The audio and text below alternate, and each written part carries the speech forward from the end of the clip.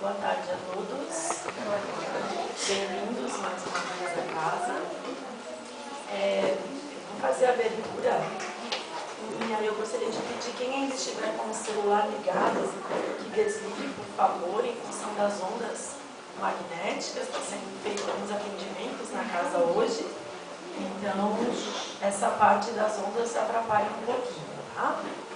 E vamos acerenar o nosso coração nesse sábado, mentalizar, pedir ao universo e à espiritualidade que aquilo que a gente veio buscar hoje nos acerine, nos mostre. E eu quero ler uma mensagem para vocês antes da gente fazer a prece de abertura. Não desanimes, persiste mais um tanto, não cultives pessimismo, centraliza-te no bem a fazer. Esquece as sugestões do medo destrutivo. Segue adiante, mesmo varando a sombra dos próprios erros. Avança, ainda que seja por lágrimas. Trabalha constantemente. Edifica sempre. Não consintas que o gelo do desencanto te entorpeça o coração. Não te impressiones nas dificuldades. Convence-te de que a vitória espiritual é a construção para o dia a dia. Não desistas da paciência. Não creias em realizações sem esforço. Silêncio para a injúria. Ouvido para o mal. Perdão às ofensas. Recorda que os agressores são doentes. Não permitas que os irmãos desequilibrados te destruam o trabalho ou te apaguem a esperança. Não menosprezes o dever que a consciência te impõe. Se te enganaste em algum trecho do caminho, reajusta a própria visão e procura o rumo certo. Não contes vantagens nem fracassos. Não dramatizes provocações ou problemas.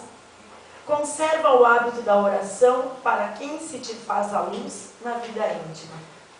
Resguarda-te em Deus e persevera no trabalho que Deus te confiou. Ama sempre, fazendo pelos outros o melhor que possas realizar. Age auxiliando, serve sem apego, e assim vencerás. Vamos pedir então nossa Mãe Maria, nosso irmão e mestre Jesus, a nossa espiritualidade, pedir ao universo que a gente consiga persistir, que a gente consiga lutar. Tantos desafios se colocam no nosso caminho, inclusive quando nos dispomos a vir para a palestra, a vir para casa estudar, a vir fazer atitudes de bem. Nesses momentos que a gente possa persistir, que a gente possa continuar. Vamos elevar o nosso coração a Deus e agradecer por todo o caminho que a gente já percorreu, por todas as aprendizagens, por todas as vitórias e por tudo aquilo que nós classificamos como derrota. Porque o que somos hoje é fruto das nossas vitórias, mas é muito mais aprendizagem das nossas derrotas. Pai nosso que estás no céu, santificado seja o teu nome. Venha a nós o vosso reino, e que seja feita a vossa vontade, assim na terra como nos céus. O pão nosso de cada dia nos dai hoje e sempre, e perdoai as nossas ofensas, assim como nós perdoamos a quem nos ofendidos. E não nos deixeis cair em tentação, mas livrai de todos os males, que assim seja. Hoje eu escolhi falar um pouquinho sobre um tema que faz parte do nosso dia a dia cada vez mais e cada vez mais cedo. Cada vez a mais tenra idade está fazendo parte da nossa vida a ansiedade. E também está nos acompanhando cada vez por mais tempo. E como curar, como perceber que eu estou ansioso? Como identificar que o que eu sinto é meu ou não é meu? Então eu trouxe algumas reflexões para falar como através do nosso espiritual a gente consegue curar o nosso processo de ansiedade. Bom, primeiro de tudo, para a gente entender o nosso quadro de ansiedade, é importante a gente compreender o contexto que a gente está vivendo hoje. Não quer dizer que não existisse ansiedade anterior a esse momento, não quer dizer que outras gerações não passaram por quadros de ansiedade, né? A gente tem que cuidar para às vezes não achar que tudo antes era perfeito, era maravilhoso. A diferença é que hoje a gente tem conhecimento do que a gente atravessa e a gente vai cada vez mais conhecendo, estudando e compreendendo. E hoje a gente vive um paradoxo muito grande, porque a gente foi evoluindo intelectualmente, mecanicamente, tecnologicamente, e aí grandes inovações que foram feitas no decorrer dos tempos, para nos trazer conforto, para nos trazer uma vida menos pesada, a gente acaba muitas vezes revertendo em algo que nos deixa ainda mais nervosos por ter essas coisas, que é o materialismo. Até que ponto a gente está vivendo para a gente conseguir ter no nosso dia a dia mais conforto, ter mais praticidade, poder usufruir o melhor o nosso tempo, e até que ponto está sendo o inverso. A gente está destinando todo o nosso tempo para poder adquirir coisas que seriam para nos trazer calma, para nos trazer tranquilidade. Se a gente conversar aí com as nossas avós, bisavós, quem tiver ainda tataravó, quantas atividades do dia a dia eram muito mais difíceis de ser feitas, todas manuais, e aí veio vindo toda uma gama de tecnologia para facilitar a vida da gente, para sobrar tempo. Então aquele tempo que você precisava despender para fazer uma atividade simples, como lavar roupa, hoje você tem máquinas que fazem boa parte do trabalho para você.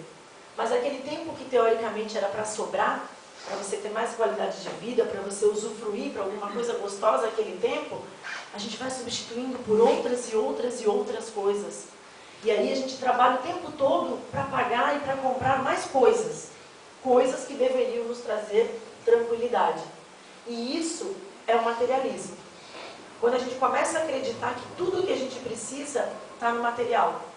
Quando a gente começa a acreditar que a gente só vai ser feliz quando tiver aquela casa, aquele carro, aquele computador, aquele telefone, aquele guarda-roupa, enfim, uma lista, uma infinidade de coisas. E aí a gente passa a viver para adquirir.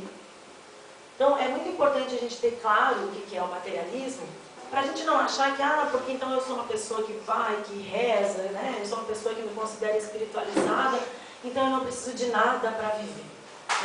Falam que vai estar vindo alguém te visitar, as pessoas falam, está vindo uma amiga aqui hoje, nossa, uma pessoa muito legal, muito espiritualizada, a gente já acha que chegou a monja pura, Aí chega alguém ali que de repente se vestiu bem, e que chegou de carro, ou que está com um objeto, a gente já fica, mas ela não é espiritualizada?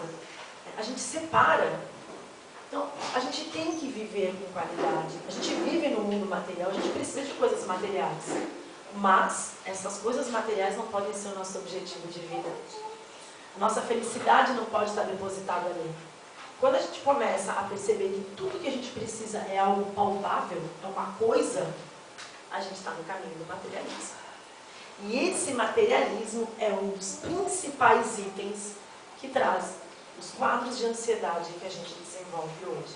Alguns diagnosticados, outros não diagnosticados, outros nem sabem o nome disso, apenas dizem que está sentindo uma angústia, uma agonia, uma tristeza.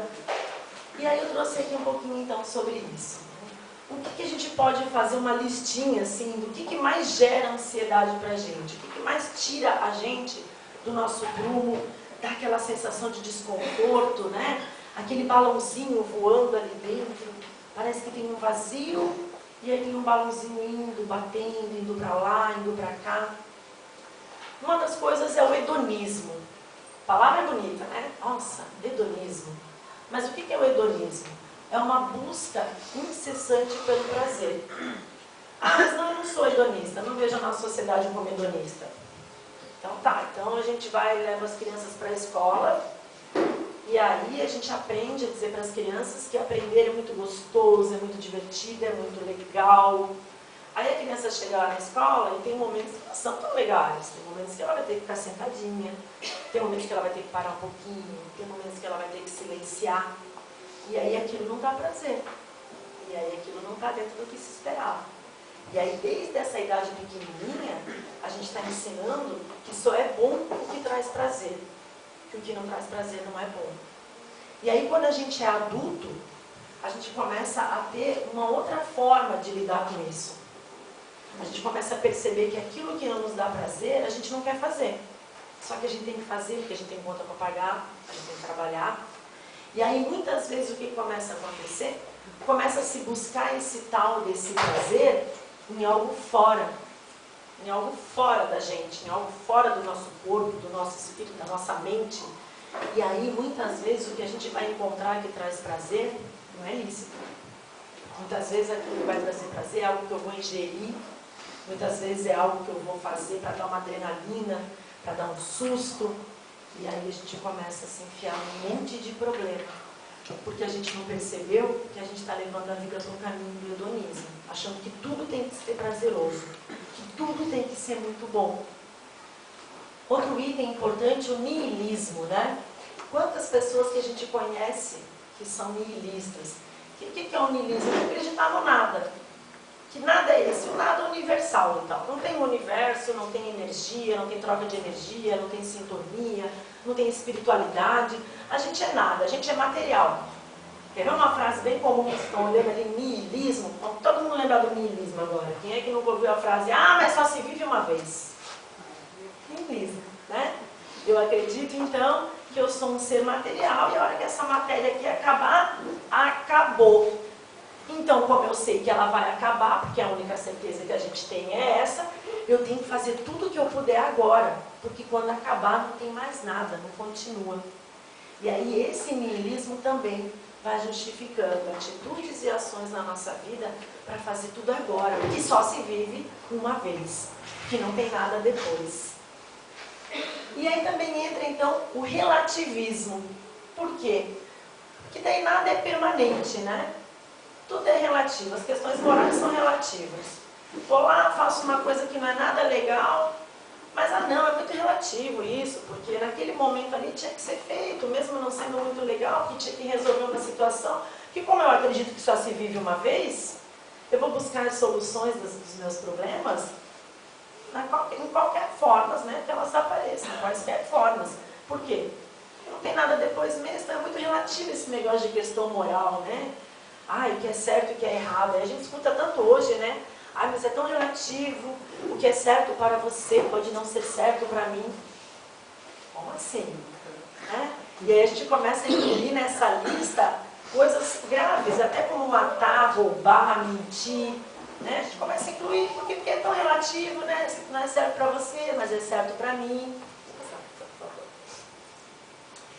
E aí a gente vai caminhando. Um comentário, tá? Eu procurei, depois eu vou mostrar para vocês um livro que eu adoro, eu procurei colocar aqui como uma sequência. Mas não são fases não, tá? A gente pode entrar direto em uma delas ali, pronto, sem ter passado por outra. Mas geralmente vem o que então? O consumismo, a cosificação, a gente vira coisa. Né? A gente vira coisa, o importante é ter, é a gente consumir mesmo. Né? Então, quando eu preciso de alimento para sobreviver, eu preciso me vestir, você mesmo falou, eu preciso me deslocar. Mas quando aquilo ali passa a ser o objeto, né, passa a ser o objetivo melhor da minha vida, aí é consumismo. Né? Eu preciso de roupa, mas eu não preciso só de roupa, eu preciso de 3 guarda-roupas socados de roupa. Eu não posso repetir roupa, porque alguém tirou uma foto e postou. Né? E agora, eu vou aparecer com aquela mesma foto ali? A gente pode botar na legenda, explicar para as pessoas que dá para lavar, vou pensar de novo, e dela vai aparecer em outras fotos também. Mas não, o que a gente acha mais fácil? Então vamos comprar mais. Então vamos comprar mais. E aí, cosificação, a gente vira coisas. Não, Fernanda, tu está exagerando, está sendo dramática. Então tá bom, eu vou dar um exemplo. Quem é o fulano? Não me recordo agora quem é o fulano que está sempre por aqui. O fulano é aquele que tem um carro tal. O fulano é aquele que mora no apartamento tal. O fulano é aquele que a esposa estava com a bolsa tal. E aí a gente nem percebe que a gente está associando as pessoas às coisas. A gente não descreve que o fulano é aquele que sorri bastante, ou aquele que chega e abraça. É aquele que estava com a blusa da cor tal. Né? A gente começa a associar tudo a coisas. Tudo a coisas. E aí a gente vira uma coisa. Então eu tenho que ser uma coisa legal, eu tenho que ser uma coisa que chame atenção. E aí, para ser uma coisa que chame atenção, eu vou ter que consumir cada vez mais, porque as coisas não param de ser modificadas. O tempo todo, coisas novas são criadas. E essas coisas novas são criadas o tempo todo, Não necessariamente porque elas estão trazendo inovações que vão substituir a anterior e deixar melhor. Não é bem assim, não. Tem uma economista que ela fez um videozinho, tem 21 minutos mais ou menos, que chama-se A História das Coisas. Eu sugiro para vocês uma hora olhar. Parece um vídeo infantil, porque ela faz com bonecos, e é maravilhoso. Uma baita de uma economista, trabalhou anos em grandes corporações dos Estados Unidos, até o momento que ela cansou de algumas situações e ela procurou entender o sistema, né? Esse projeto sistêmico. E aí ela fez um videozinho muito legal que chama A História das Coisas. E aí nesse videozinho tem uma animação que ela coloca do nosso dia a dia, onde ela fala dessa questão do consumismo, assim, né? Que daí a gente trabalha muito, então a gente tem que comprar muitas coisas, porque a gente tem que consumir, as pessoas têm que ver que a gente está consumindo. Então, como a gente compra muitas coisas, a gente chega em casa e está cansado, porque a gente trabalhou mais do que a gente precisaria trabalhar. Aí, nesse cansaço, a gente compra mais coisas para ver se essas coisas vão tirar o nosso cansaço e o nosso estresse. Então, a gente tem que trabalhar mais. E aí vai virando um ciclo. E aí, como sair desse ciclo, né? E aí ela coloca também para a gente refletir sobre as coisas, sobre os objetos, né? Porque as coisas, muitas vezes, elas são criadas para não durar. Então, a gente tem ali a obsolescência, né? Daí tem uma obsolescência que ela é programada e uma obsolescência que ela é perceptiva. Então, uma obsolescência que ela é programada, né? Você faz um determinado produto para ele durar pouco. A minha avó paterna, que já desencarnou, eu lembro que ela desencarnou, ela tinha uns 96 anos, mais ou menos. E ela teve 2 geladeiras durante toda a vida dela. A primeira, que durou a maior parte da vida dela, depois de casada, né? E a última, que foi a que a gente acompanhou a compra. E a primeira durou, então, assim, sei lá, gente, não consigo nem chutar, uns 60 anos, 50 anos, sei lá. Mas era muito tempo. A gente chegava na casa dela e se chocava, assim. E a que ela comprou depois, em pouco tempo já começou a trazer problema. Em pouco tempo comparado ao anterior. Então, esse exemplo eu estou dando para falar da obsolescência programada, né? Se a gente tem mais tecnologia, a gente tem mais recursos, a gente pode criar as coisas para durarem mais. Só que se a gente criar as coisas para durarem mais, elas não vão ser substituídas. Então, se você criar um super telefone, um super smartphone resistente à queda, com, sei lá, com uma capacidade de memória, né, gigante, e com um monte de funções ali super legais, as pessoas não vão trocar dali 6 meses, dali 1 ano. Então, por mais legal que ele seja, alguma coisa tem que acontecer ali para que ele seja substituído, né? Então, a memória, se for muito boa, então a bateria não pode durar tanto assim, e assim vai. Quando algo é produzido e não tem como fazer dessa forma e tem que durar, né? Tem que durar. Então hoje, por exemplo, eu botei uma mulher aqui, que eu não lembro quanto tempo tem, enfim. Mas ela dura, porque ela não tem memória, ela não vai na tomada, então ela vai durar. Mas daí o que acontece? A obsolescência perceptiva. De repente alguém olha para meu pai e fala, nossa, mas isso aí é de quantos anos? De coleção é isso aí. Né? Isso é obsolescência perceptiva. A gente vai lançando coisas diferentes de um ano para o outro. Sapato mesmo, né, mulherada? Num ano é bico fino, no outro é bico largo. Não é porque estudaram e viram que o bico fino prejudica, passam linha, vão fazer o bico largo, não. É porque no ano que a moda é o bico largo, você está com sapato de bico fino, todo mundo sabe que você não comprou sapato naquele ano. Então isso é obsolescência perceptiva, né? E aí a gente vai entrando num ciclo ali que a gente tem que ter coisas, então. Que como é que eu vou lá com aquela bolsa de triângulo, se a moda agora é elefante? Todo mundo vai ver que eu estou com uma bolsa de triângulo que tem 5 anos, 4 anos. E aí a gente começa a virar coisa. E aí, como a gente vira coisa, a gente quer comprar coisa o tempo inteiro. E aí a gente está cada vez mais ansioso por ter essas coisas. E aí você entra num shopping, por exemplo, e aí você vê as pessoas dando sorrisos dentro das lojas que parece que elas tiveram um ápice de prazer, assim, ou que elas tiveram a melhor notícia da vida. Mas não, elas estão só saindo com uma sacola. Mas o prazer que aquilo ali trouxe é uma coisa gigante. Por quê? Porque ela está buscando fora o que ela tinha que ter aqui dentro. Aquele sorriso tinha que vir quando a criança fala uma frase legal, quando um amigo te reencontra, quando alguém te dá um abraço, quando você faz uma piada e todo mundo ri, sei lá. Mas não, aquele sorriso vem quando você consegue ter aquele objeto ali que queria. E aí, aquele objeto daqui a pouco não é mais o do momento. E aí você volta para aquela sensação. E aí outras, né? Erotismo, não precisa nem entrar muito no consumismo do sexo, né? Da sexolatria. A gente vai virando cada vez mais objetos, aí homens me desculpem, mas agora eu vou falar do que a gente, do que mulher passa, porque para vender uma cerveja não basta botar a garrafa da cerveja na propaganda, tem que botar uma mulher semi-nua segurando a garrafa da cerveja. Como se o cara fosse comprar cerveja no mercado e tivesse a mulher junto ali, né? Com a garrafa, né? E assim a gente vai vendo. Uma feira de automóveis, não está lá o engenheiro do lado do automóvel contando tudo que ele criou, tudo que ele pensou para aquele automóvel ser sensacional. Está uma mulher lá alta, magérrima, com uma cintura desse tamanho, ou desgraça. Para quê? Para vender o tal do automóvel. E aí a gente continua objeto, só que da sexolatria. E aí quando você não se encaixa naquele padrão, naquele objeto, você continua ansioso. Porque você não está se encaixando ali. Não vai. Tem uma autora, esqueci o nome, que ela sempre fala, ela assim, imagine o que seria das fábricas da indústria dos cosméticos se de repente todas as mulheres acordassem se olhando no espelho e se amando exatamente como são. Acabou, faliu, quebrou. Dizer que a gente se ama exatamente como a gente é. Porque também uma hora moda é cabelo longo, uma hora moda é cabelo curto, uma hora é crespo, uma hora é liso, uma hora a sobrancelha é grossa, uma hora a sobrancelha é fina. E se a gente não se equilibra aqui dentro, a gente vai seguindo tudo isso que vem de fora. Só que aí chega uma outra coisa que se chama saturação. Saturou, desculpa a expressão, encheu a paciência. Já deu o que tinha que dar. Isso aqui, eu já experimentei o hedonismo, o sexualismo, o consumismo. Aí eu começo a sentir tédio, porque nada mais me traz alegria. Nada mais me traz prazer, me traz felicidade. Aí eu começo a ficar entediada de tudo. Eu começo a ficar saturada. E em lugares que antes eu frequentava e achava massa, agora eu começo a achar idiota, começo a achar ridículo. Pessoas que eu sempre gostei, agora eu digo, nossa, nada a ver. Por quê? Porque eu já estou entrando num grau ali de nada mais me satisfazer. E isso, a gente tem que lembrar também da competitividade, que caminha o tempo todo com todas aquelas questões antes. Por quê? Porque a gente começa o tempo todo a achar que a gente está competindo com alguém. Não, Fran, você está noiada, ninguém é assim. Então então seu filho vai e traz uma tarefa linda.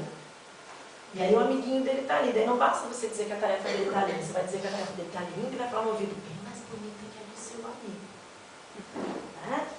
O cara vai lá, conhecer a menina, vai passar uma conversa ali no barzinho, não basta ele dizer que ela é bonita, que ela é agradável, que ela é inteligente, que ela é divertida, estou dando a dica, a pessoa parte fica elogiando sua coisa física de mulher. Então, não basta. O que ele solta ali? Que ela é tudo isso muito mais do que a outra, do que a anterior, E aí tudo vira competição. E aí o seu patrão vai te elogiar. Não basta ele te elogiar e dizer que você está fazendo super bem o seu trabalho, que está sendo legal, que está sendo uma peça importante ali na empresa. Você fica esperando ele te elogiar e dizer que você está fazendo melhor que o fulano, que o ciclano. E se ele não fizer isso, você vai tentar descobrir se ele também elogiou o fulano e o ciclano. Que daí se ele elogiou o fulano e o ciclano, não valeu o teu elogio. Porque você quer o elogio só para você. Porque a gente começa a achar que a gente está numa competição o tempo inteiro. O tempo inteiro. Família, então, a minha não, que a minha não super centrada. Nossa, mas você está com tantos anos, fulano já está tendo isso e aquilo, já teve filho de roupa, peraí, nós estamos aí competindo, nem sabia, Vamos nessa pista de corrida. E aí a gente começa a se sentir cada vez mais presos. Mas Fran, tem as redes sociais, essa coisa do status, todo mundo quer parecer alguma coisa, que todo mundo é feliz na rede social, sensacional. Tudo é maravilhoso, A maternidade sempre é linda, as crianças sempre fofas, ninguém mostra a criança carregada até o pescoço, Isso ninguém vai mostrar. Aquela olheira da mãe dormindo a noite inteira, Aí no meu trabalho eu vejo, aí são aquelas selfies maravilhosas com aluno, mas aqueles 35 na sua cabeça não tem ninguém vai mostrar, E assim vai. Mas, por quê? Porque a gente usa de uma forma competitiva. A gente usa de forma competitiva. Porque aí eu quero mostrar para fulano, para ciclano o que eu fiz. Pode passar, por favor. E aí tudo começa a ficar superficial. Tudo, Porque nada penetra, nada vira profundo, tudo é superficial. A gente já não se aprofunda em mais nada, porque a gente quer viver como todo mundo vive. Então, aquilo que for a moda do momento, aquilo que estiver sendo feito no momento, eu tenho que fazer também. Né? Basta a gente ver destino de viagem, né? A gente pega esses destinos de viagem, e parece que todo mundo viajou para aquele mesmo lugar. Você começa a olhar as redes dos seus amigos, está todo mundo indo para aquele mesmo lugar. Por quê? Porque eu tenho que seguir o que está rolando no momento, não precisa aprofundar em nada. Não precisa escolher um lugar que tenha a ver com o que eu quero, com o que eu gosto, com o que me dá prazer. Por quê? Porque a gente está competindo, porque a gente está o tempo todo, a gente tem que mostrar para os outros, né? E aí entra a pior parte do caminho. Que a gente começa a ficar perdido. E aí a gente começa uma coisa chamada sentimento de urgência. Tudo é urgente. Mônica? Mônica, por favor.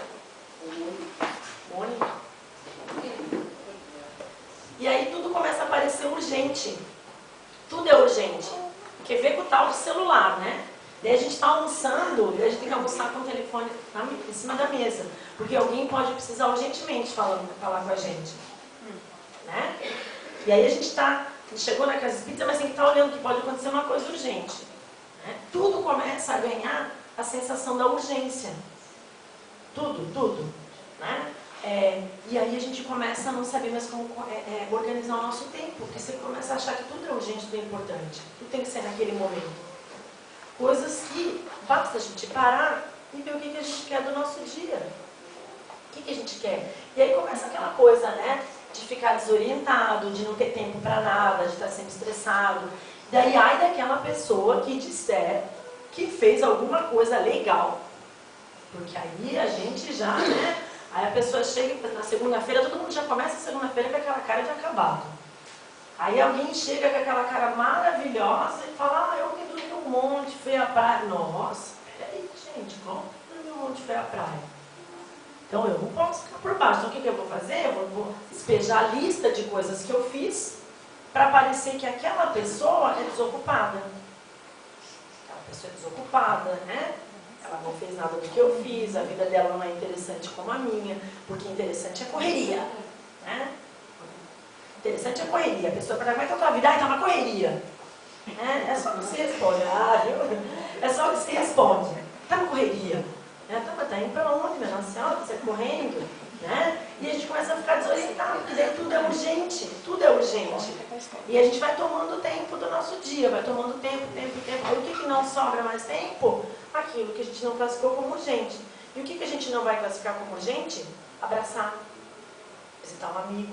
Porque eu não preciso mais visitar, eu curti a foto dele, ele tá ótimo, ele já viu que eu senti amigo, parceiraço. Para que eu preciso ir lá na casa do cara, conversar, olhar no olho e saber como ele está? Já tem quantos likes nas fotos dele ali? Está maravilhoso aquilo ali. Eu não preciso ir lá visitar minha família, dar um cheiro na avó, não preciso. Né? Até a avó usa o WhatsApp, faz uma chamadinha de vídeo ali, a avó já viu como você está, tá valendo, tá perfeito. Por quê? Porque minha vida é uma correria. Eu não posso parar para tomar um café com alguém. Meu Deus, se alguém me vê numa padaria numa segunda tarde, vão achar que eu sou desocupada? E como eu estou competindo, se eu estiver competindo, eu me preocupo com o que as pessoas pensam de mim. Então ninguém pode achar que eu sou uma desocupada, então eu não posso estar numa padaria numa segunda tarde com um amigo tomando um café. Até porque, com essa sexolatria toda, se eu estiver numa padaria numa segunda tarde tomando café com um amigo, o pão de queijo já é objeto de prazer. A pessoa já acha que a gente está tendo um caso naquela padaria na segunda tarde. Né? Porque agora tudo é assim, sexolatria. Então não posso ser vista numa segunda tarde tomando um café com alguém. E aí, eu começo a ficar desorientada, eu não sei mais o que fazer. E aí a gente começa a escutar essas frases, né, o tempo todo, eu não sei o que fazer da minha vida. Não sei para onde a minha vida está indo, eu não sei o que fazer da minha vida. E aí você começa a escutar isso de pessoas de 20, de 18, de 15, de 12, crianças de 10 anos dizendo que não sabem o que fazer. Porque está seguindo esse padrão. E aí os nossos avós chamavam isso de inversão de valores, e a gente achava careta. Porque se alguém falar a palavra valor, é muito careta. Se eu disser que vou fazer uma palestra, uma fala, vamos conversar sobre os valores, eu não vou, mas você vai pensar aquilo ali, essa pessoa vai ficar falando para mim. Do Jesus. Né? Isso é careta. Mas isso é inversão de valores. Quando eu não consigo mensurar o que tem valor de verdade na minha vida e tem que vir em primeiro lugar, o que pode ficar para depois, o que fica para depois e o que fica para se sobrar o tempo. Não, a gente vai invertendo tudo. O que deveria ficar para se sobrar um tempo vem primeiro, porque outras pessoas vão ver, vão comentar, vão dar like. E aí aquilo que deveria vir primeiro vai para o final. E aí a gente já não sabe mais.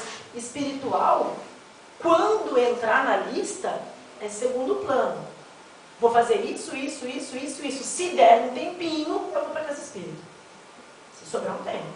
Que essa semana eu não posso ir porque eu não tenho tempo. O dia tem 24 horas, tem N casas espíritas em Balneário com N horários diferentes, umas na segunda, uma na terça, uma na quarta. Mas eu não consigo, eu não tenho tempo, porque eu estou sempre na correria. Então eu não tenho tempo. Porque na verdade eu coloquei em segundo plano, em terceiro plano. E aí chega o tal do vazio existencial. Que eu falei no começo do balãozinho, né? Você começa a sentir vazio. Você faz coisa, mas parece que está sempre vazio. E aí gera o ciclo. Por que gera o ciclo? Porque daí aquilo que eu não encontro dentro de mim, eu vou procurar fora. Aí gera um ciclo, voltando para tudo aquilo. Aí vai para o hedonismo, vai para o niilismo, vai para o consumismo. E aí gera um ciclo. E aí como sair desse ciclo? Pode passar, por favor. Eu não vou ficar aqui falando conceitos de ansiedade, não sou psicóloga, né? Mas é muito importante a gente lembrar que quando o subconsciente está voltando sempre para si mesmo e tentando controlar o que é externo, é uma ansiedade. Por que é uma ansiedade? Porque é aquela ilusão do controle. Eu acho que eu posso controlar tudo. Eu acho que tudo eu consigo controlar. Eu estou aqui, mas eu estou cuidando das sombrinhas que estão lá atrás. Eu estou cuidando se a porta está fechada, se alguém lembrou do ar-condicionado, se alguém lembrou do livro. E aí, isso também é ansiedade. Porque eu tenho uma sensação de que eu tenho que controlar. E aí é muito interessante, porque a ansiedade, ela traz junto, nem coloquei ali, mas a ansiedade, ela traz junto uma certa prepotência. Não que eu tenha tratado a ansiedade, pessoal, imagina, é super teórica essa palestra para mim. Então traz uma certa prepotência, porque daí você começa a achar que ninguém faria tão bem como você faz. Porque você controla tudo. Então você não vai delegar a função para ninguém. Né? Aí daqui a pouco a gente já está falando assim que é uma escrava dentro de casa, que faz tudo sozinha, mas a gente não quer que o outro faça, porque se o outro fizer não vai ficar tão bem feito como eu faço. E aí a gente se acha super explorada no trabalho, a gente acha aquele nosso amigo que chega sorridente na segunda-feira, um malandro, que eu estou fazendo a minha função e a dele, mas eu estou fazendo a minha função e a dele, porque eu acho que se ele fizer ele não vai fazer certo. Ai, deve sobrar para mim mesmo, então eu já faço. Né? Então a ansiedade traz junto também uma certa prepotência de achar que ninguém está à altura, que ninguém vai fazer legal, só eles vão fazer tudo. E aí vem várias doenças junto com ela, né? O transtorno da ansiedade generalizada, o medo patológico, o transtorno obsessivo compulsivo, né? O TOC, a síndrome do pânico, entre tantas outras, né? Entre tantas outras. Porque a gente ter alguns momentos que geram ansiedade faz parte. Creusa. Né? Cara, tu tá lá, tua esposa tá na maternidade, vai nascer o seu filho daqui a pouco, como é que você vai estar lá? Não, estou aqui aguardando o nascimento. Não, naquele momento o coração tá na boca. Né? Então a gente não pode confundir alguns momentos que nos anseiam com ter uma vida construída em cima de ansiedade. A gente não pode confundir momentos de grande tristeza com um quadro depressivo. Né? O cara acabou de perder a mãe, o pai, a companheira, sei lá. Você quer que o cara esteja ali namastê? Não, ele vai estar chorando, ele vai estar sofrendo, ele vai passar alguns dias estranhando aquela casa, aquele espaço. São grandes momentos de tristeza.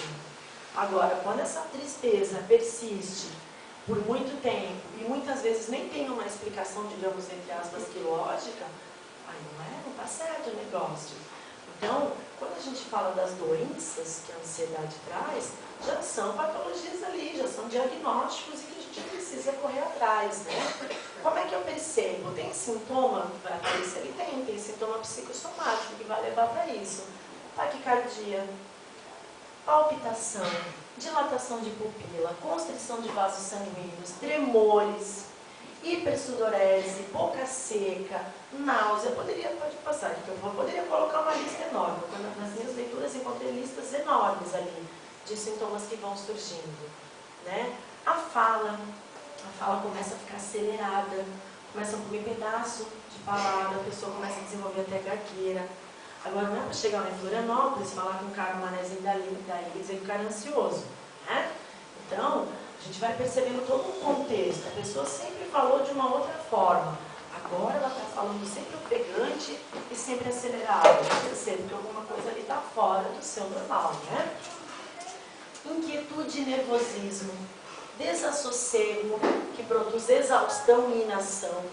Né? A tua inquietude é muito engraçado porque chega a ser oposto, assim, né? De tão inquieto que você está por dentro, você não consegue fazer nada aqui fora, paralisa.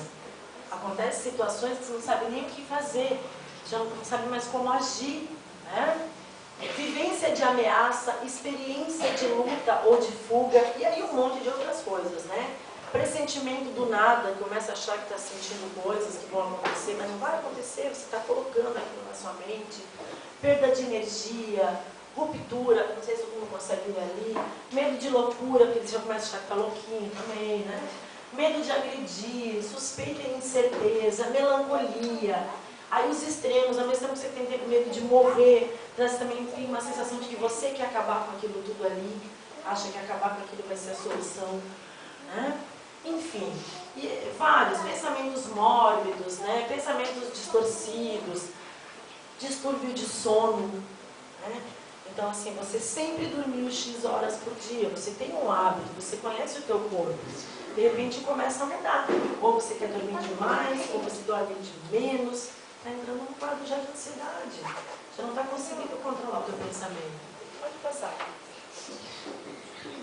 E aí a gente vai se afastando de um ser que é essencial.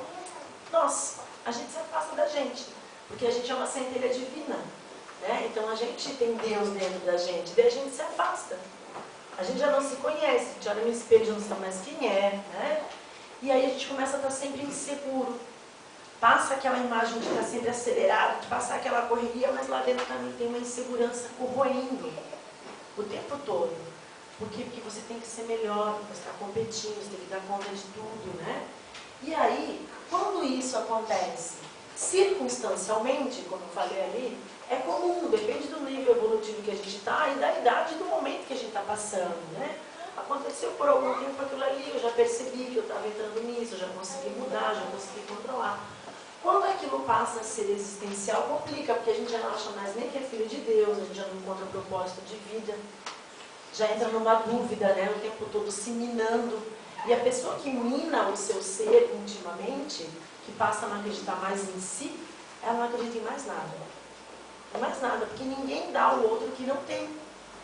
Então, se eu não me amo, se eu não acredito que eu sou um ser em construção, um ser em evolução, um ser que não precisa estar competindo com ninguém, um ser que veio aqui para superar as suas próprias dificuldades, eu não vou conseguir ter isso pelo outro. Não vou conseguir amar outra pessoa, entender os erros da outra pessoa, eu não vou conseguir compreender as relações interpessoais que tem no meu dia a dia, e aí eu vou só minando, e aí esse ciclo vai ficando maior. Mas como é que a gente vai fazer para sair disso? Eu preciso necessariamente, eu vou para o médico, eu tenho que tomar alguma coisa, eu tenho que me conhecer. O primeiro passo disso tudo é me conhecer.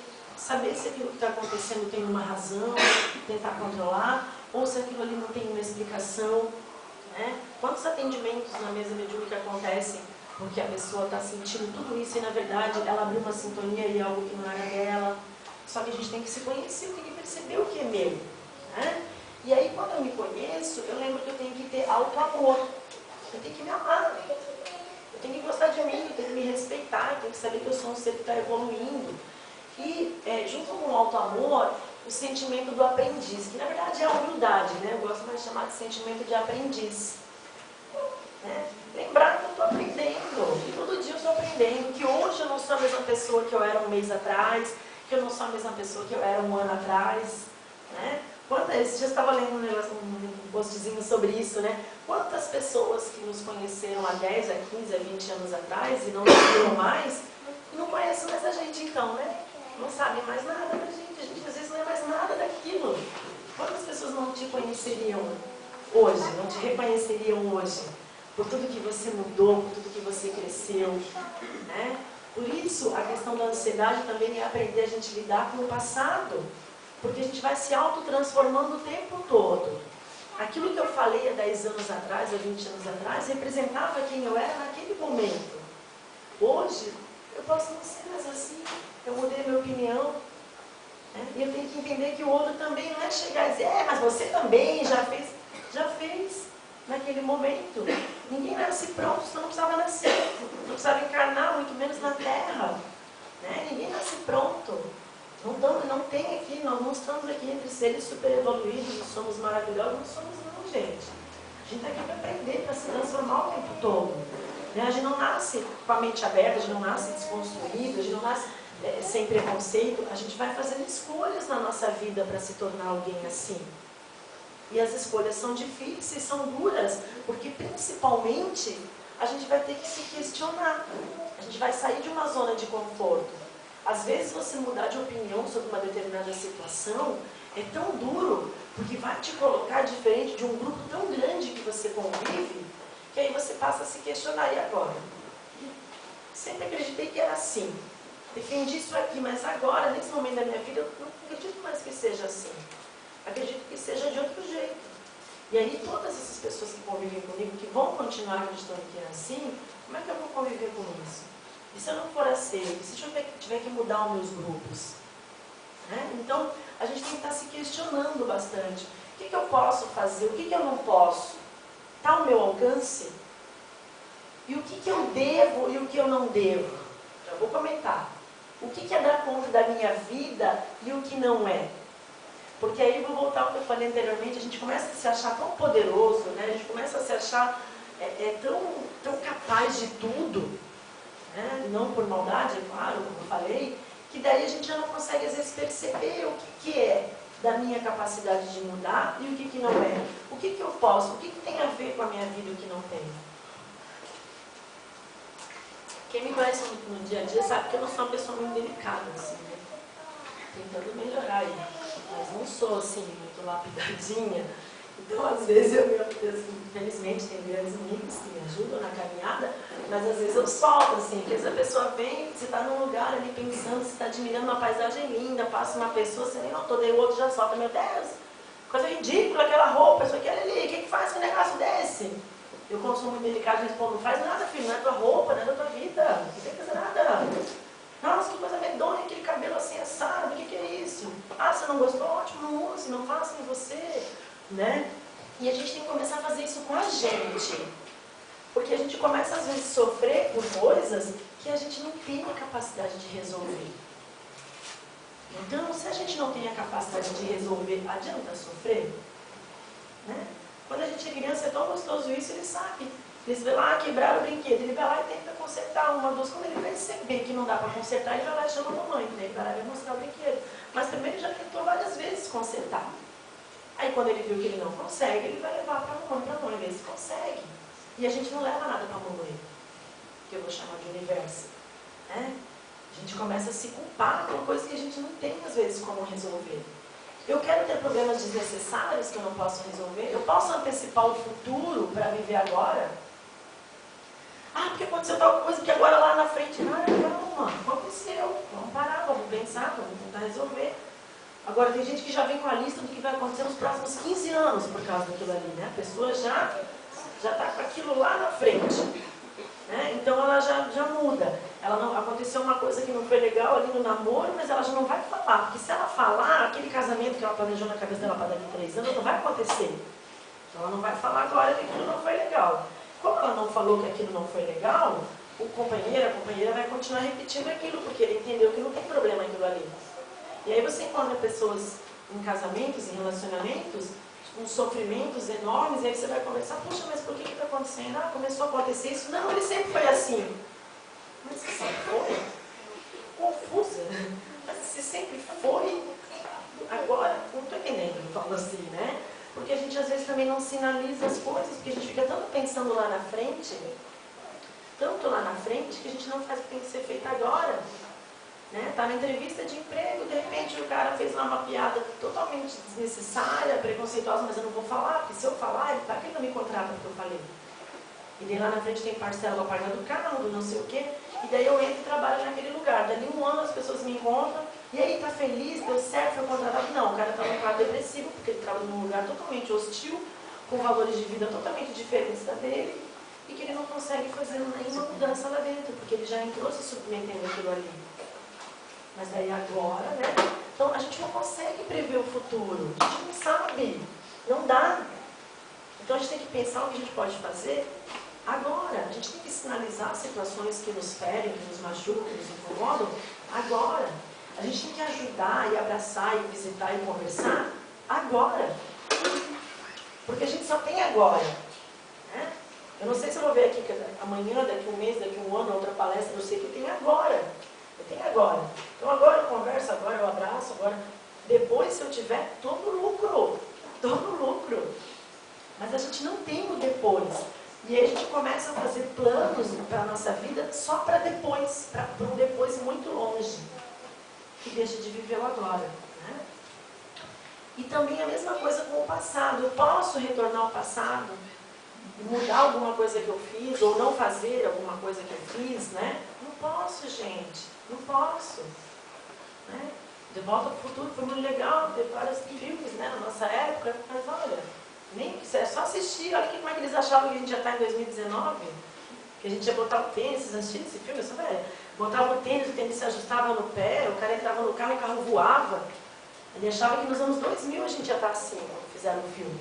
E a gente está tentando provar para as pessoas que a Terra não é plana. Né?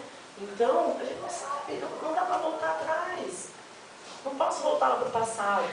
Ah, mas eu tive uma situação que me machucou, ela fez tal coisa para mim 10 anos atrás. Você tem agora. Agora, te machuca ainda, dá para conversar, dá para resolver. Ela não vai poder voltar e não fazer aquilo para você. Tá? E aí, parece clichê, mas a gente começa a substituir a ansiedade por gratidão e serenidade. Por gratidão, porque a gente começa a perceber que até as coisas ruins que vêm para nós fazem a gente aprender, fazem a gente crescer. E muitas vezes são dessas coisas ruins que a gente aprende a fazer coisas boas.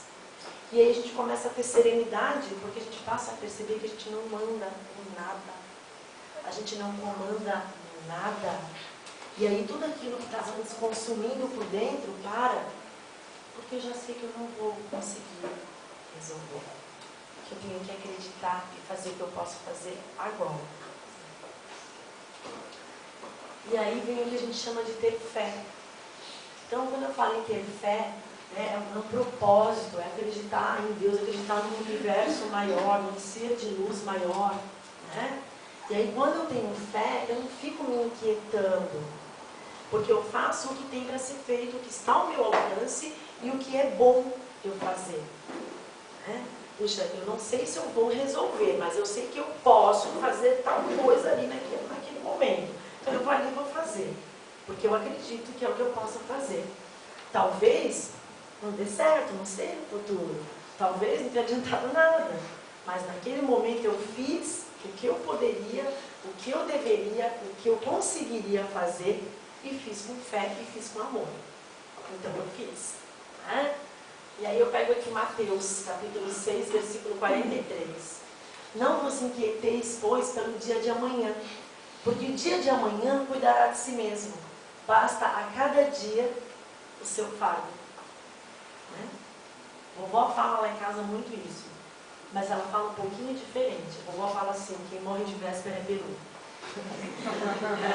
Então, eu não sei como vai ser amanhã. Né? Então, não adianta eu já estar sofrendo por amanhã. Eu sei o que eu preciso fazer para amanhã. Né? A gente tem tarefa de trabalho, tem coisas da família, mas o que eu tenho que fazer é hoje, é agora. Então, eu vou fazer agora. Vou fazer agora. Amanhã eu vou saber se deu certo ou não. E aí a gente entra num paradoxo. Né? Eu adoro essa palavra, paradoxo. Depois o cachorro vai chamar paradoxo. Então, olha só, a palavra que eu gosto, eu volto tudo nas cachorras. Então, assim, é um paradoxo agora. Por quê? Porque a gente se reconhece frágil, a gente percebe que a gente não manda porcaria nenhuma. A gente não tem esse poder que a gente acha que tem, a gente não faz tudo perfeito como a gente acha.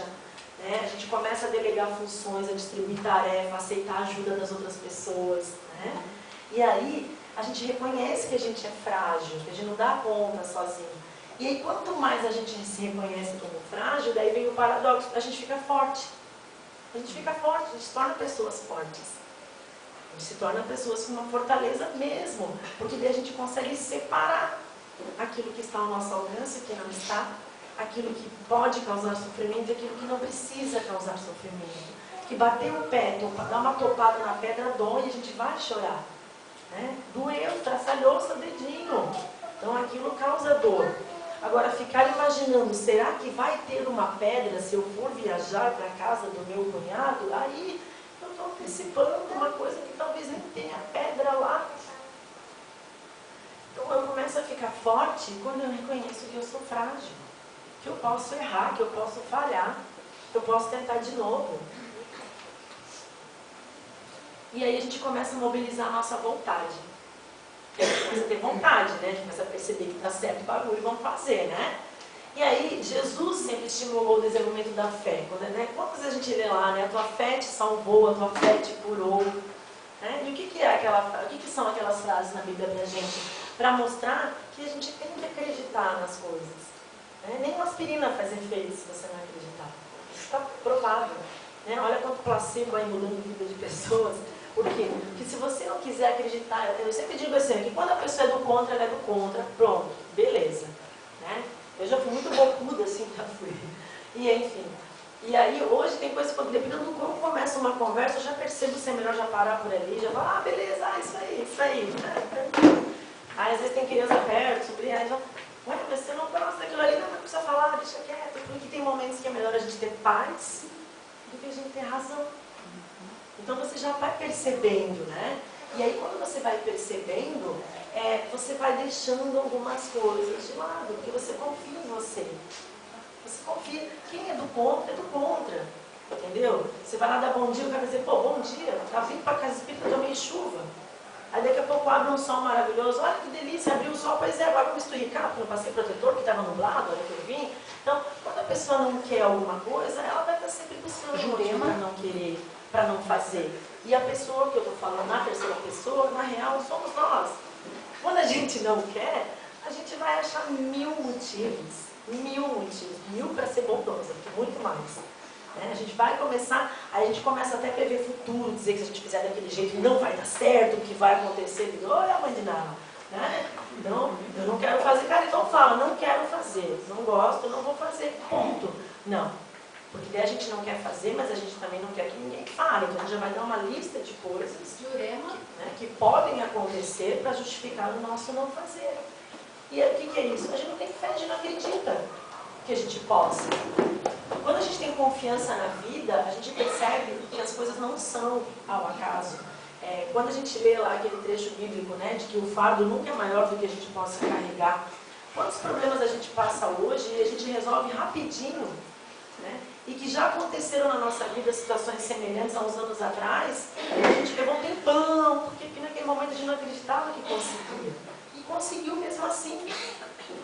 Se a gente olhar para trás, se você tentar agora lembrar da tua vida há 5 anos, há 10 anos, há 15 anos, quantas coisas boas você já fez? Quantas mudanças, né? E isso é o quê? É a gente se educar, porque provas do dia a dia nos educam. Isso é a gente também se reeducar, porque as expiações nos reeducam. Porque não basta eu fazer uma vez, deu certo, ótimo. Eu vou ter que persistir, os desafios vão ficando maiores. E aí, vem ali, né, como disse Jesus, encontrarei descanso para a vossa alma. O que é esse descanso para a vossa alma? Ah, tá, para quando eu morrer dá tudo certo. Não. O descanso para a nossa alma é a serenidade da consciência, a paz no coração, é a harmonia, é saber que a gente tem o hoje, né? Porque o meu jugo é suave e meu fardo é leve. Então, saber que nós somos aprendizes, se a gente está aprendendo, vai ter fardo. Vai ter fardo. Que é só assim que a gente aprende. E aí, para fechar, a gente começa a realizar mudanças. Quando eu acredito que eu não mereço ser feliz, eu vou fazer de tudo para não ser feliz. É aquela hiena lá do desenho, né? Aí eu começo a boicotar. Até as coisas boas que aparecem na minha vida, eu dou um jeito de ficar ruim. A gente vai fazendo muito isso. E ao contrário também, quando a gente acredita que a gente é feliz e que a gente vai ser feliz e que a gente pode construir o tempo da felicidade, tudo deixa feliz. Né? Vira meio chato, você sempre brinca, porque às vezes vira meio chato, porque a gente se irrita com a pessoa que sorri. A gente não se irrita com a pessoa que reclama. A gente estava num lugar e a menina falou, meu Deus, está sempre sorrindo. Eu falei, nossa, desculpa. Porque, juro por Deus. Porque assim, ó, que daí a gente é feliz, a gente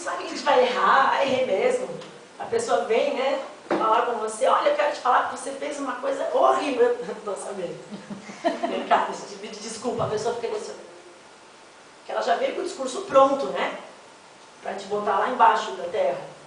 Mas você já adiantou, você já sabe que você fez errado, que você pisou na bola, já adianta pedindo desculpas.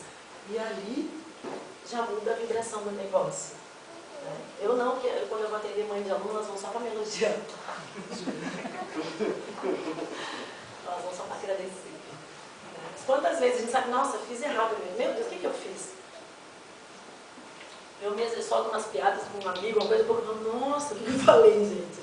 Né? Ele já falou ali, já peço desculpa e já vigiu para não fazer de novo, né? Que não adianta a gente estar fazendo de novo.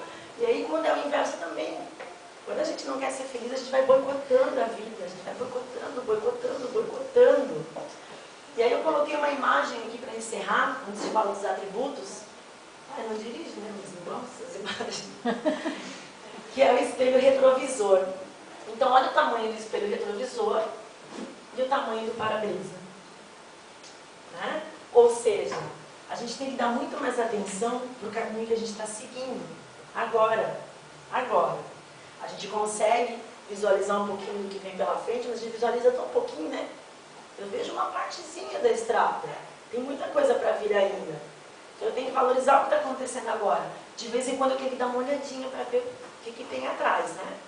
Vamos dar uma olhadinha no que tem atrás. Então é uma analogia que eu gosto, assim. A gente tem que olhar para o nosso passado também, é claro, para não cometer os mesmos erros, para não fazer do mesmo jeito. É para isso que se olha para o passado. Não para viver o passado. O problema é quando a gente inverte. Só o passado era bom. Né? Só lá meio... Aí pronto, aí o que acontece com pessoas assim? Quem é que não tem, né? Alguém é assim. Que só o que era lá atrás era bom. A família só prestava de 50, 100 anos atrás, né? Porque agora que inventaram o tipo de família. Os valores também só existiam há 50, 100 anos atrás, tá bom?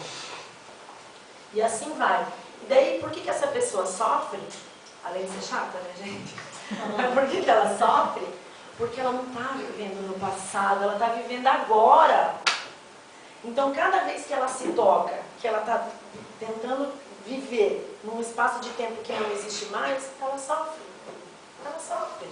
Então, não dá para a gente viver no passado, porque a gente vai sofrer. A gente pode lembrar do passado, dar uma espiadinha, lembrar, dar risada, encontrar amigos.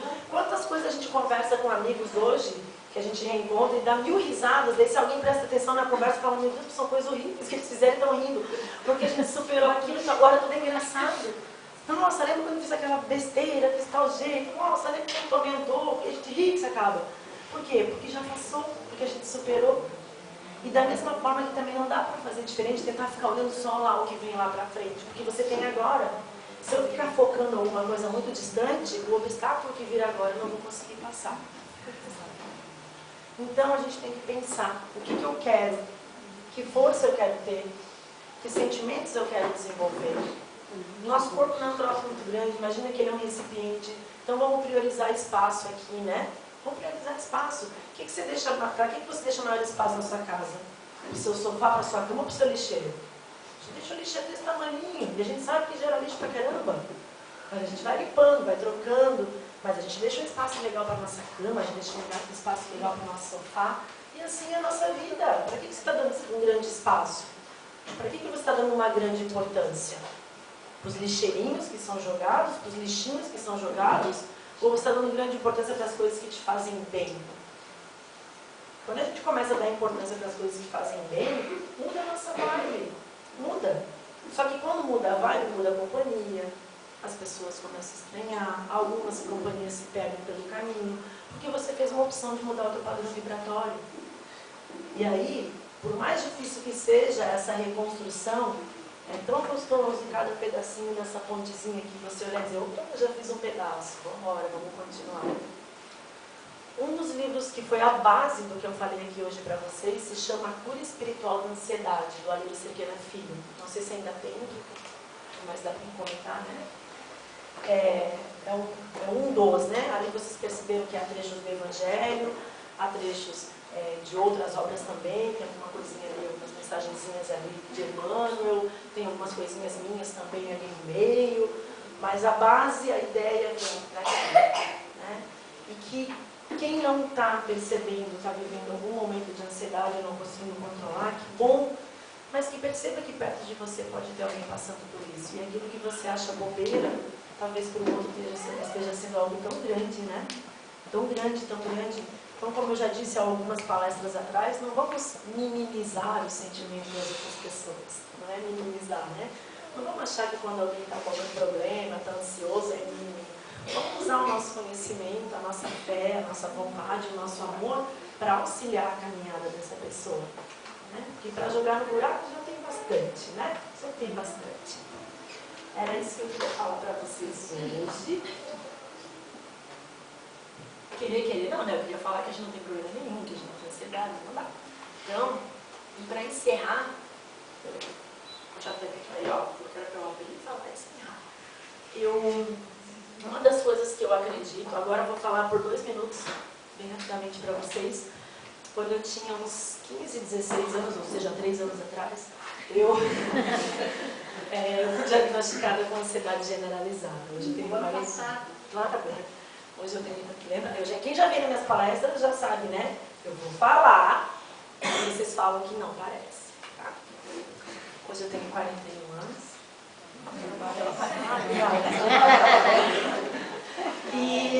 E aí, desde aquela época, eu digo que a ansiedade também a gente luta, né? E aí, quando eu tinha uns 20, por exemplo, nada contra os médicos, por favor, mas me sugeriram medicações, eu tomei bem direitinho por 3 dias. E aí eu pensei, falei, cara, não pode, porque esse negócio é um comprimido, um troço que não faz parte do meu corpo, obviamente, o comprimido é um troço que eu vou engolir.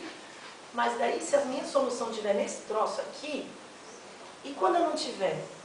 Não vai dar certo esse negócio. E aí, em 3 dias, eu resolvi que eu não ia tomar os comprimidos, porque a solução não podia ser algo que estivesse fora, porque senão eu ia sempre precisar daquilo ali.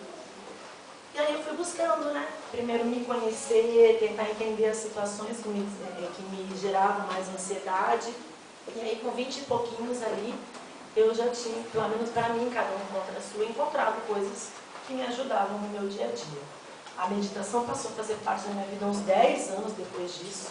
Né? Hoje medito, mas naquele momento não. E naquele momento, uma das coisas que me mostrou, que me colocava no meu prumo, era estar com outras pessoas. Porque quando eu estava com outras pessoas, o foco deixava de ser eu e passava a ser o outro. Algumas pessoas chamam isso de caridade, eu chamo isso de ter momentos solidários, porque aquelas pessoas sempre me ajudam muito mais do que eu posso ajudá-las. E aí eu comecei a participar de grupos, de voluntariados, e, né, na correria que a gente tem na vida, né? Então, quando a tia Tânia falou que eu ia fechar, eu escolhi um trecho aqui do Evangelho, que talvez se eu não explicasse isso que eu falei para vocês, entenderam que é isso que ela falou até agora. Mas agora vocês vão perceber que quando a gente também percebe que a gente é um pontinho muito pequeno no universo e que existem pontos muito maiores, a gente também para de achar que a gente é essa bola toda e começa a ver que a gente precisa do outro, que o outro nos ajuda, e que à medida que a gente está com o outro, a gente tenta ser melhor. Né? Eu acho que é muito isso. Eu sou muito grata. Estou emocionada porque era para ter uma pessoa aqui hoje que não deu para mim. Tivemos essa semana a cura do câncer da Kika. E eu sou muito grata. A gente falou aqui, a gente troca. Eu sou muito grata à Casa Espírita, a tia Tânia conheço uns 25 anos por aí, Kika quase. Eu sou muito grata às pessoas que vão assistir as palestras, eu sou muito grata aos desafios que eu tenho na minha vida, eu sou muito grata à minha família pelos desafios que também me traz, né?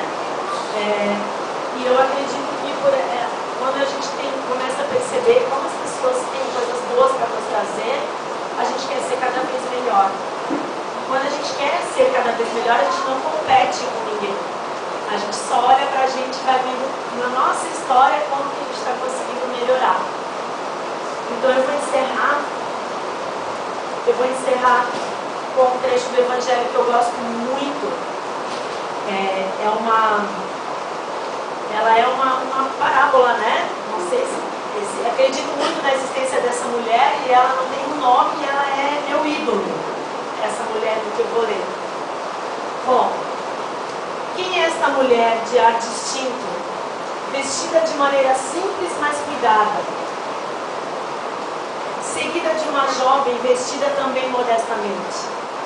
Entra numa casa de sórdida aparência, onde é conhecida sem dúvida, porque à porta a saúdam com respeito. Onde ela vai? Sobe até a mansarda. Lá mora uma mãe de família cercada de filhos pequenos. À sua chegada, a alegria brilha nesses semblantes emagrecidos. É ela quem vem acalmar todas essas dores. Traz o necessário, temperado com doces e consoladoras palavras, que fazem aceitar o benefício sem corar, porque esses infortunados não são mendigos profissionais. O pai está no hospital, e durante esse tempo, a mãe não pôde bastar as necessidades. Graças a ela, essas pobres crianças não sofrerão nem o frio, nem a fome. Irão à escola agasalhadas, e o seio da mãe não secará para as criancinhas. Se há um doente entre eles, nenhum cuidado material a repugnará. De lá, ela se dirige ao hospital, para levar ao pai algum consolo e tranquilizá-lo sobre a sorte de sua família. No canto da rua, a espera uma viatura, verdadeira loja de tudo o que leva aos seus protegidos, que visita assim sucessivamente. Não lhes pergunta nem sua crença, nem sua opinião, porque para ela, todos os homens são irmãos e filhos de Deus. Terminada a excursão, ela diz: comecei bem o meu dia. Qual é o seu nome? Onde mora? Ninguém sabe. Para os infelizes, é um nome que não revela nada, mas é o anjo de consolação. E à noite, uma sinfonia de bênçãos se eleva para ela até o Criador. Católicos, judeus, protestantes, todos a bendizem. Por que ela se veste de maneira tão simples? É que não quer insultar a miséria com seu luxo. Por que se faz acompanhar da filha adolescente? É para ensinar-lhe como se deve praticar a beneficência. A filha também quer fazer a caridade, mas sua mãe lhe diz: que podes dar, minha criança, uma vez que nada tens de ti? Se eu te entregar alguma coisa para passá-la aos outros, que mérito terás? Em realidade, eu é que farei a caridade, e tu que dela terás o mérito. Isso não é justo. Quando vamos visitar os enfermos, tu me ajudas a cuidar deles. Ora, dar cuidados, é dar alguma coisa. Isso não parece bastante? Nada é mais simples. Aprende a fazer obras úteis, e tu confeccionarás roupinhas para essas crianças. Desse modo, darás alguma coisa vinda de ti. É assim que essa mãe, verdadeiramente cristã, forma a sua filha na prática das virtudes ensinadas pelo Cristo. É espírita? Que importa? Então, quando a gente consegue olhar para o outro e ver que ele também é um ser em construção, que ele também é um ser em evolução, e que aquelas pessoas que nos ferem muitas vezes foram feridas também, e que aquelas pessoas que nos desafiam muitas vezes foram desafiadas também, a gente para não só de competir, mas a gente para de julgar, porque não importa a cor, a crença, a sexualidade, a opção política do outro, importa que a gente está aqui para evoluir, para aprender. E se a gente só vai aprender e evoluir quando a gente entender que não existe o outro, que cada um é uma continuidade do que nós somos. Muito obrigada.